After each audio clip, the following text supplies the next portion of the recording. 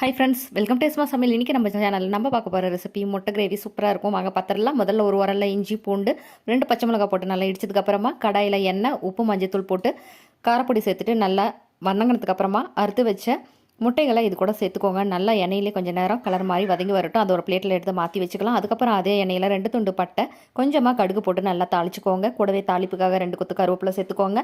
இதுக்கப்புறமா மீடியம் சைஸில் ஒரு பெரிய வெங்காயத்தை ஸ்லைஸ் பண்ணிட்டு அதையும் சேர்த்துக்கோங்க. வெங்காயம் நல்லா வதங்குற கேப்பில் நம்ம இடித்து வச்ச விழுதை இது கூட சேர்த்துக்கோங்க.